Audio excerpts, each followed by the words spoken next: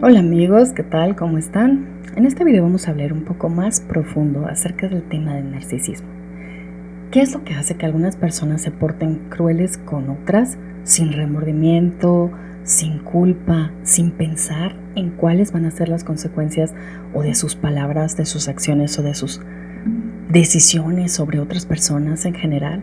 ¿Qué es lo que puede hacer que una persona trate a otro ser humano como un medio para sus fines o como una cosa que realmente o no entienda o no le importen mucho los sentimientos de otras personas, que se ponga a sí mismo en primer lugar casi en cualquier circunstancia? ¿Y cuál es el origen, digamos, del comportamiento narcisista maligno en las personas? Sin duda, el cerebro está muy involucrado. Hay para esto ciertos asuntos que pueden ser hasta genéticamente adquiridos, que una persona pueda nacer con menor o mayor predisposición a tener empatía. ¿De qué hablamos cuando hablamos empatía? Porque hay dos términos que se confunden mucho: hipersensibilidad con empatía. Y realmente vamos a ver por qué no son la misma cosa. Puede haber personas muy sensibles que no por eso sean muy empáticas. Y de hecho no necesariamente. La hipersensibilidad se traduce en todas las personas en compasión o en empatía. La empatía es, según el doctor Simon Baron-Cohen, que es uno de los investigadores en el que vamos a basar este video, en un libro que se llama The Science of Evil, que está hablando de la ciencia que hay atrás de la investigación en por qué algunas personas pueden tener comportamientos agresivos, hostiles o violentos con otras. ¿Qué hay en el fondo? Porque están tratando de entender qué sucede en el cerebro de estas personas y a qué se debe. Es muy interesante porque aquí vemos cómo de verdad en muchas ocasiones el problema es de hardware. El problema tiene mucho que ver con cómo está conectado ese cerebro. Pero sin duda, en la manera como el cerebro está conectado cuenta mucho también el entorno en que la persona se desarrolló. Si es una persona que estuvo en un ambiente amable, generoso, que favorecía la empatía y los sentimientos agradables, aunque esta persona no sea tan empática, porque su biología lo inclina a ser una persona más egoísta, no va a tener una forma maligna. Y como muy probablemente cuando podemos tener una buena educación en la parte emocional, esto puede atenuar los efectos de la biología. Pero por otro lado, nos echa como toda la luz en por qué existen diferencias en la cantidad de empatía que las personas experimentan, así como la facilidad para bailar o para cantar o para las matemáticas o para las ciencias o para lo que sea. Es decir, la empatía es una habilidad que se distribuye en una población determinada en una forma como de curva normal, como casi todas las características en los seres humanos, sobre todo en el perfil psicológico, donde hay pocos casos que tienen muy poca, muy pocos casos que tienen muchísima, y la mayoría caen en medio, en lo que se llama normalidad. Esto se llama curva normal, y la empatía en una población determinada se distribuye de esta manera. Entonces, ¿a qué nos referimos cuando hablamos de empatía? La empatía es la capacidad de darnos cuenta lo que sienten los demás de forma automática, intuitiva, de hecho de sentir en nosotros mismos el estado emocional como por espejeo de lo que esa persona está sintiendo. Es sentir una emoción parecida, no por imitación, pero sí un poquito por contagio de lo que esa persona está sintiendo. Pero también implica la habilidad de darnos cuenta del punto de vista de esa persona, que esa persona es otro individuo, tiene una historia distinta, piensa diferente, y de entender cómo se ve esta situación, cómo nos vemos a nosotros mismos, cómo se ve este sentimiento desde la perspectiva de esa persona, o qué es lo que esa persona está pasando. Y si nos vamos a niveles más avanzados, también implica la capacidad de sentir interés en que esas personas estén mejor. Esta parte se llama compasión. Entonces la empatía es no solamente la habilidad para captar a nivel emocional qué es lo que otra persona está sintiendo o de contagiarnos de la emoción que esa otra persona está sintiendo, sino de tener un entendimiento de toda la complejidad de lo que es el otro, de quién es el otro, de lo que le pasa al otro, y al mismo tiempo darnos cuenta de cuáles son nuestras emociones o nuestros sentimientos con respecto a lo que esa persona le está pasando. Hasta cierto punto, la empatía requiere que desactivemos un poquito a nivel neurobiológico aquellos circuitos neurales que nos están interpretando a nosotros, que nos dicen cómo nos sentimos, qué pensamos, qué queremos, hacia dónde vamos nosotros mismos.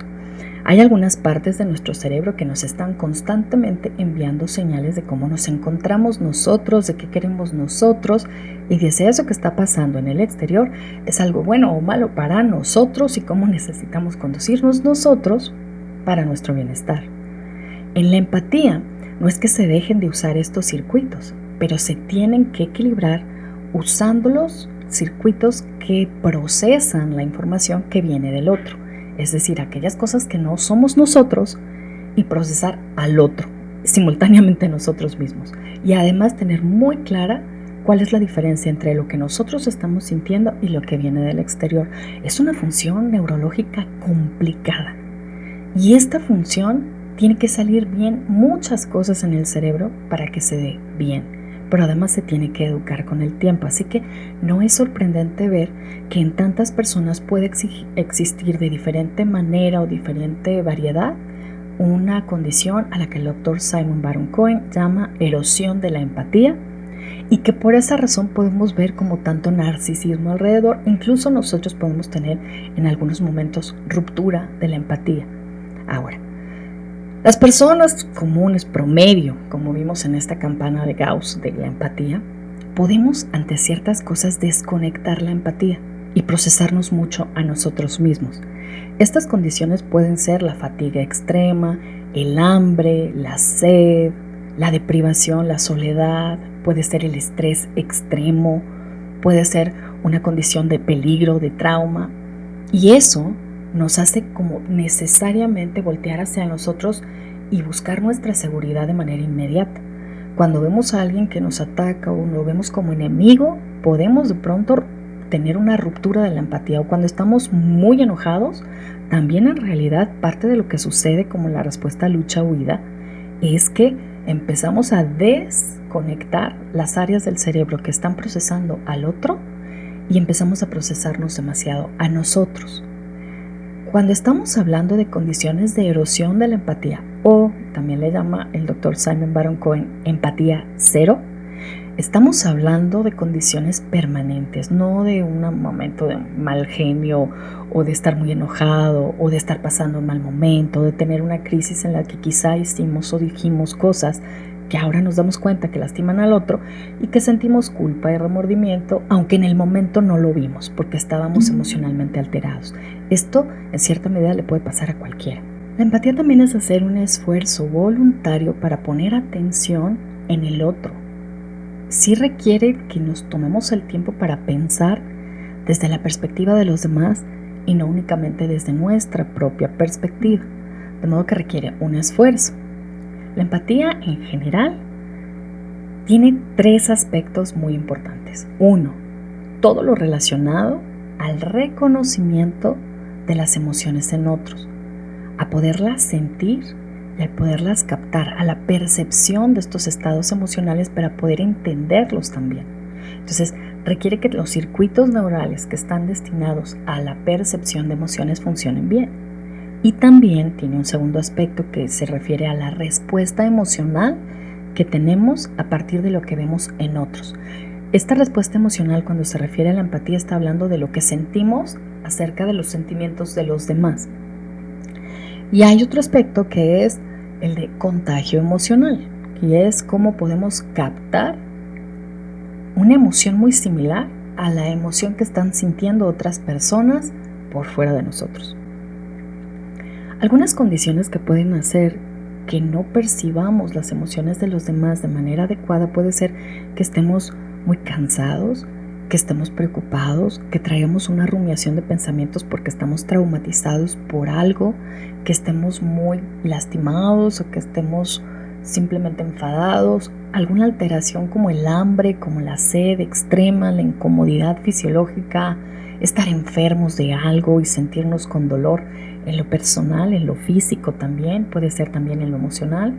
Esto puede hacer que de momento nuestra atención se vaya mucho hacia nosotros, porque es una cuestión de supervivencia. y desconectemos un poco todo lo relacionado con el procesamiento neural acerca de cómo están los demás. En este sentido, cuando esto pasa, esta desconexión de la empatía es un asunto que le puede pasar a cualquier persona promedio, en cualquier momento, simplemente porque tiene estos factores que la están distrayendo. El estar distraídos nos hace que no percibamos ciertas cosas, y eso podría pasar con cualquier cosa. Cuando estamos viendo la televisión, no estamos pensando en qué está pasando a lo mejor a un lado, o en algo que queramos acordarnos, o en lo que estamos oyendo en algún lugar. La mente, como cuando va a enfocarse en algo, desconecta mucho todo lo demás. Y cuando estamos procesándonos demasiado a nosotros mismos, también desconectamos todo lo relacionado al procesamiento de otros. Esto es temporal. En cuanto esa condición cambia, volvemos a tener el mismo buen nivel de empatía de siempre o mal nivel de empatía. Hay personas que su capacidad de tener empatía es reducida en sí. Y esto no se refiere solamente a lo que están pasando, a una situación traumática o a una situación temporal. Ahora, sí puede haber cosas que pueden dañar la empatía de manera permanente, como el uso de ciertas drogas, algún accidente, un golpe, traumatismo cerebral, accidente vascular cerebral en algunas partes, porque el cerebro es muy delicado y porque, como vamos a ver, hay muchas áreas del cerebro que están destinadas o encargadas de procesar la empatía, y el daño a alguna de estas puede ocasionar problemas en la empatía. En primer lugar, existe la corteza prefrontal dorsolateral, que nos ayuda a poder procesar y percibir los sentimientos que están viniendo de la otra persona, y también a captar cuál es el punto de vista de esa persona. La corteza prefrontal, orbitofrontal, esta tiene relación con la interpretación de cuando algo es doloroso o no, y esto es entender cuando alguna expresión o algo en el cuerpo del otro está haciendo un estímulo que duele. La corteza prefrontal ventral medial nos hace pensar en nuestros propios sentimientos y darnos cuenta de nosotros mismos y lo que a nosotros nos está pasando. Y es importante porque le da a todo como cierta valencia, positiva o negativa, como que esto es bueno para mí o esto es malo para mí, esto me gusta, esto no me gusta, esto me conviene, esto no me conviene. ¿Cuál es la información sensorial que el cuerpo te manda acerca de determinada cosa? Le da valencia a las cosas, pero eso es con respecto a ti mismo. La corteza cingulada anterior está involucrada en la capacidad de percibir sobre todo los estímulos de dolor, tanto en la cara como en el cuerpo de los demás.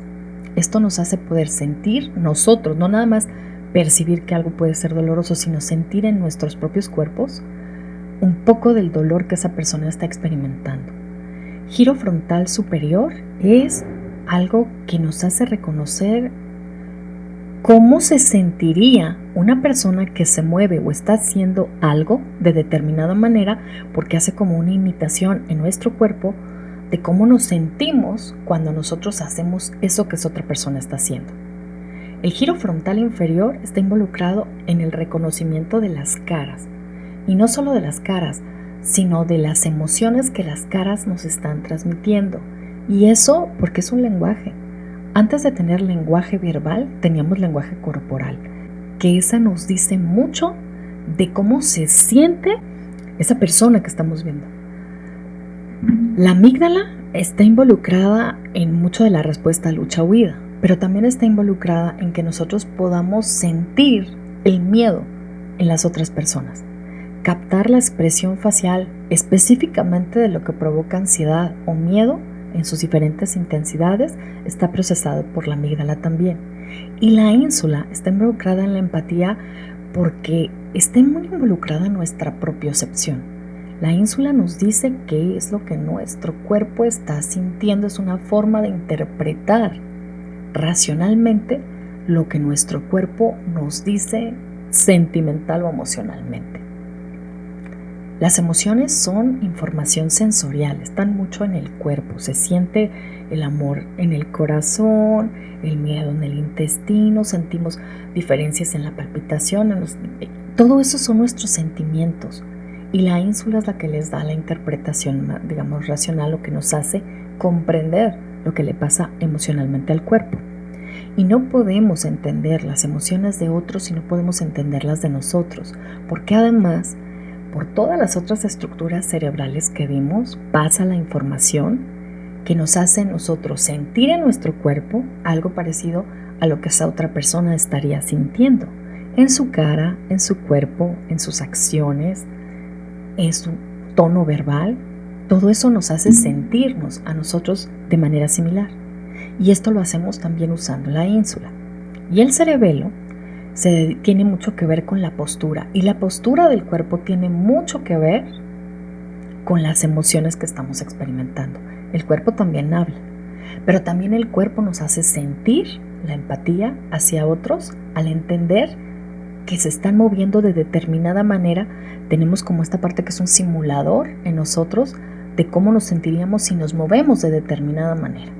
Entonces, todos estos circuitos tienen que estar funcionando súper bien. Y esto ya no es hablando de la educación ni nada. Estamos hablando de circuitos neurales. Si hay un problema fisiológico en estas áreas, estamos hablando de disminución en nuestra capacidad para tener empatía. Ahora, para la investigación que se ha hecho de empatía, el Dr. Simon Baron-Cohen propone como 5 niveles distintos en disfunción de la empatía. O sea, en qué tan debilitada la capacidad para tener empatía está.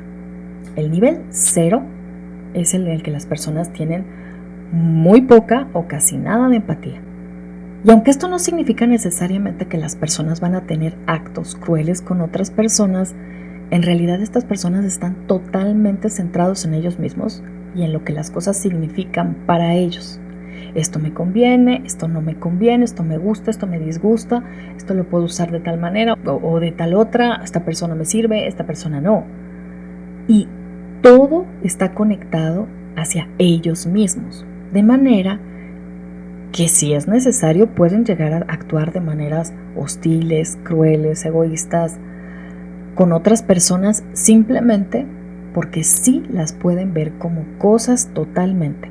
Al estar centrados completamente en ellos mismos, la capacidad para conectar al otro como individuo, como otra persona, con otra perspectiva, con otro punto de vista, y que importe su punto de vista, está muy deteriorada. Por lo tanto, pueden llegar a cometer actos de crueldad también, simplemente porque los demás no son nada para ellos. Es como no son algo muy significativo, y si no tienen cierto valor para ellos, no jala su atención y no hay conexión emocional real con el otro. Así que si hacen algo que lastimó a otro, algo que dañó a alguien de alguna manera, esto no les causa un dolor a ellos. Por lo tanto, no hay remordimiento y en muchos sentidos tampoco hay vergüenza. En el nivel 1, digamos de la escalera de la empatía, la persona tiene problemas para empatizar con otros, pero no al punto del nivel 0, digamos.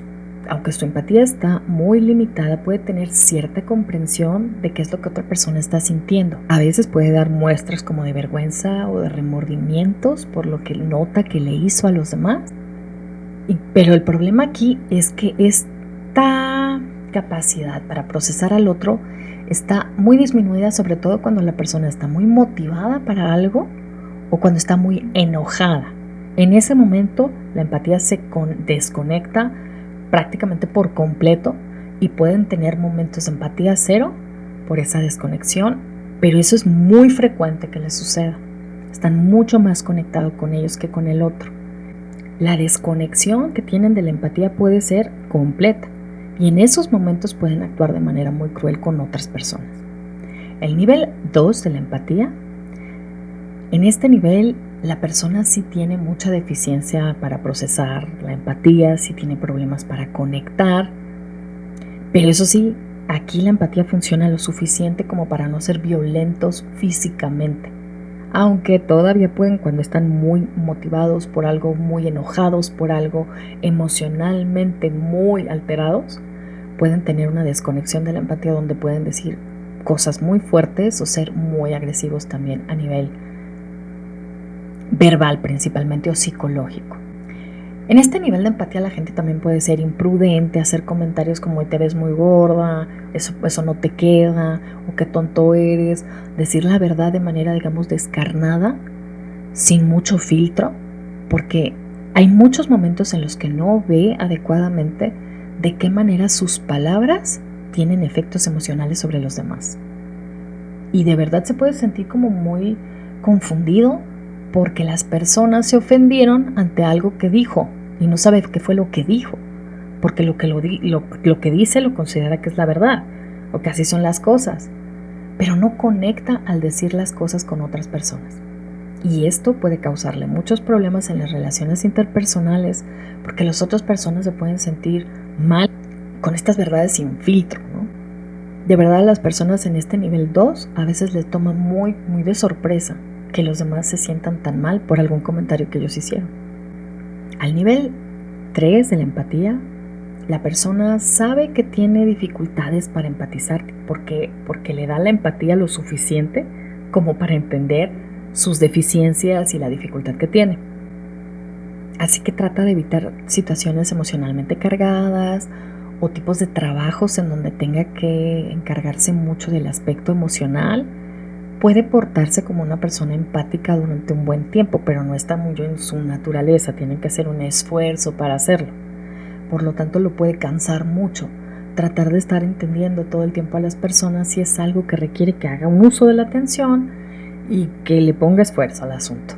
Así que puede a veces querer evitar a los demás por un rato porque le cansan por tener que empatizar por mucho tiempo y prefiere relacionarse con las personas, por ejemplo, hablando de cosas por hacer, artistas, opiniones con respecto a temas, no sé, de cualquier tipo de tema, de política, de sistemas, de cualquier cosa que no tenga que ver con las emociones. Les gusta conectar con las personas y tener pláticas que sean agradables con esas personas, pero que de preferencia no tenga mucho que ver con emociones o sentimientos. Muchos hombres pueden estar en este nivel. El nivel 4, a este nivel la empatía, digamos que es como una empatía promedio o superior al promedio, puede la persona entender bien dobles sentidos, bromas, chistes sin mucho problema. Puede entender por qué determinado comentario suyo no es prudente decirlo. Ya no digamos que se siente mal porque lo dijo, porque en este nivel las personas no dicen ese tipo de comentarios, porque desde antes se dan cuenta que sus palabras pueden ofender o hacer sentir mal a alguien y encuentran una mejor manera para comunicar eso sin tocar ese punto sensible. Aquí podemos decir que aunque no todo el tiempo esta persona está conectada con los demás, puede también conectar bastante bien con ella misma, con otros temas neutrales. Esta persona percibe muy bien las emociones de los demás. Es algo que no pasa desapercibido para una persona a nivel 4. Si hay emociones ahí, las puede percibir, las puede procesar, las puede entender y más aún, tiene una forma de respuesta que le da una ventaja porque sabe cómo manejarse en cualquier situación emocional o cómo comunicarse con diferentes tipos de personas de acuerdo a cómo son o a su punto de vista. Esto lo puede entender muy bien. El nivel 5 de la empatía o la hiperempatía, en este nivel la persona se encuentra constantemente percibiendo información emocional de los demás. Es algo que no bloquea pues casi nunca porque es algo que además le interesa. Las personas de empatía 5 son personas cuyos lazos emocionales son lo más importante en sus vidas, son lo más gratificantes, son lo que más los motiva, son lo que mejor entienden y lo manejan muy bien. Tienen una vida rica porque tienen buenas relaciones interpersonales cuando están validadas, sobre todo cuando están desarrolladas, cuando saben usar esta empatía adecuadamente. Pueden ser personas sanadoras, pueden ser personas sabias. ¿Por qué? Porque la sabiduría implica mucho no solo el uso de conocimientos, sino interpretar muy bien en qué momento esos conocimientos valdrían la pena ser comunicados o usados o de qué manera.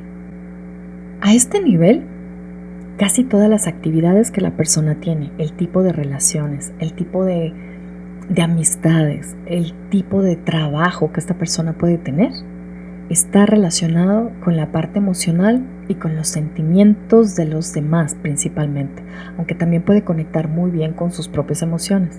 Conecta de forma intuitiva, rápida, con cualquier persona, sabe leer muy bien el lenguaje no verbal, pero además está constantemente viéndolo. Hay mucha sensibilidad empática en ese sentido. A no ser que hayan crecido en un entorno invalidante que no les enseñó a cómo comunicarse con diversos tipos de personas y con las personas con menos empatía, por ejemplo. Si vivieron en un entorno invalidante por un tiempo, esto puede estar muy confundido y pueden tener problemas para comunicarse con otras personas, sobre todo personas de perfil más abusivo.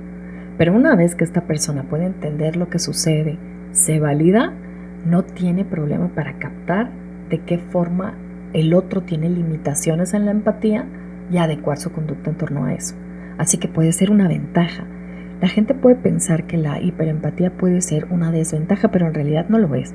La falta de límites, el entorno negativo en el que estas personas pueden haber crecido, que las vuelve susceptibles a ser abusadas, la falta de validación, sobre todo la vergüenza tóxica, ciertas cosas que a veces hacen que estas personas se sientan como locas, como inapropiadas, como demasiado sensibles por invalidación, puede ser el problema. Pero una vez que esto se trabaja, la buena empatía puede hacerles tener un buen uso de límites y una buena comunicación, una buena autoprotección, casi con cualquier tipo de persona. El potencial de las personas altamente empáticas es mucho y las limitaciones para las relaciones personales que tienen las personas con empatía cero es mucho. Nunca es realmente el narcisismo en ninguna de sus formas una ventaja, precisamente por esto, ¿no? Y aunque es cierto que las personas altamente empáticas, cuando el entorno es tóxico y cuando no saben cómo lidiar con la situación, pueden sufrir mucho, también el potencial para crecer es muchísimo y son muy rápidos en ese crecimiento. Entonces, nunca es una desventaja. Para mí es muy importante puntualizar eso. Sobre todo porque después de la salida de una relación con personas altamente narcisistas, podemos llegar a pensar que la persona narcisista salió ganando mucho, que nosotros salimos perdiendo, que somos los perjudicados aquí.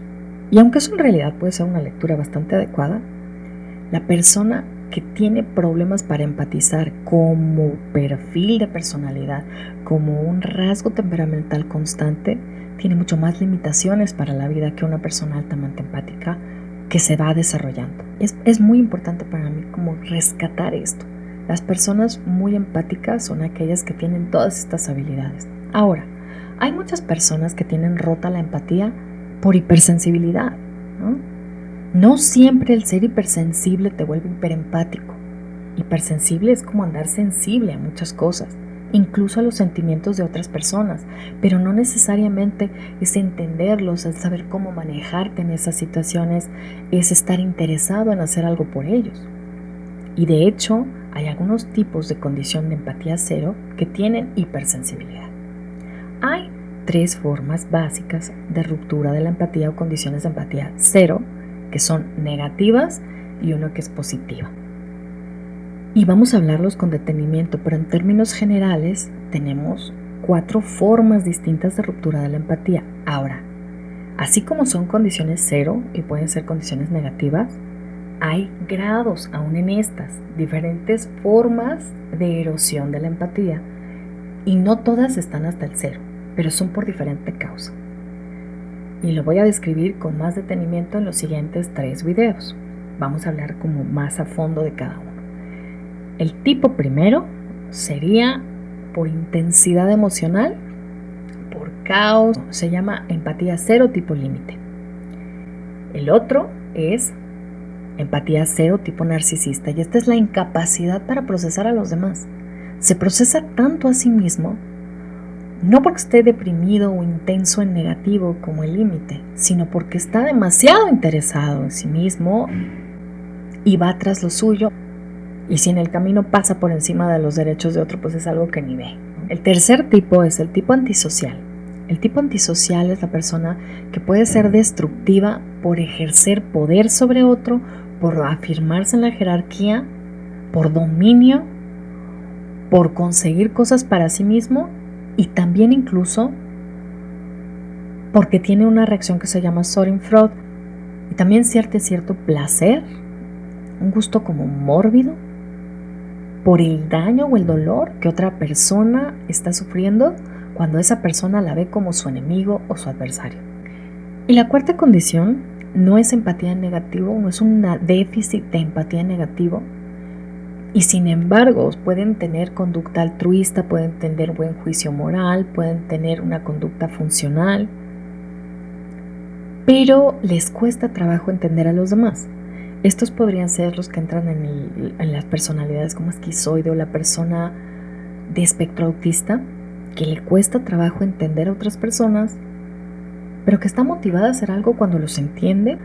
Y vamos a revisar cuáles son los fallos específicos en los circuitos de empatía en estos 4 subtipos, porque son diferentes, tienen tratamiento diferente, y es importante conocer que podemos definir narcisismo como muchas cosas distintas y que sí es importante esa diferenciación, porque no es lo mismo una persona altamente impulsiva con una persona altamente solamente narcisista o una persona con rasgos disociales.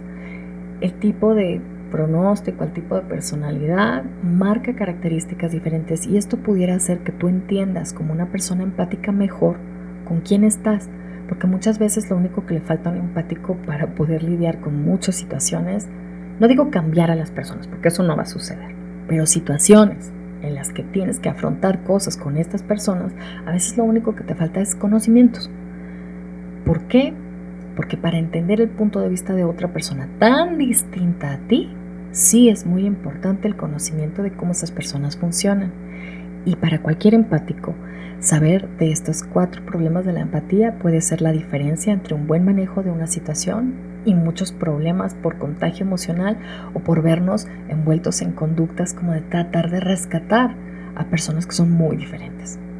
Espero que estos videos que vienen puedan darte un poquito más claridad en ese tipo de información, pues porque la información a veces es como una vacuna que nos puede ayudar a no tener ciertos problemas, a que no se nos presenten o a saber cómo evitar conflictos de cierto tipo con algunas personas de perfiles menos empáticos o de condiciones de erosión de la empatía muy severas. Ese sería el objetivo para los próximos 3 videos, que tengas ese tipo de información y que a nivel de información sí es importante poder reconocer cuando algo puede ser problemático para nosotros para poder cuidarnos. Te deseo que esta información pueda servirte para eso, ya que podemos aprovechar la salida de una relación con una persona narcisista para nutrirnos de muchos conocimientos que nos puedan ayudar a detectar diferentes problemas en diferentes personas, que nos puedan evitar una crisis nueva. Todo esto son herramientas y te pueden servir mucho. Esa es la intención, de dar información más específica, aunque puede ser un poquito denso porque esta información sí puede ser información un poco más técnica, pero al final importa. No para entender si esto te hace daño a ti o no, simplemente para entender a qué se refiere, de qué se trata este problema con esta persona diferente. Puede ser tu jefe, puede ser un hermano, puede ser un amigo, puede ser una potencial pareja de la que a lo mejor te escapas y no le entras, o la pareja que tienes, o alguien en tu familia con el que es importante detectar qué es lo que está pasando. Y de eso podemos hablar en el siguiente video. Espero que esta información te pueda servir mucho como una autoprotección. Y mientras más información se tiene, es más fácil cuidarnos. Cuídate mucho. Con cariño, Ana.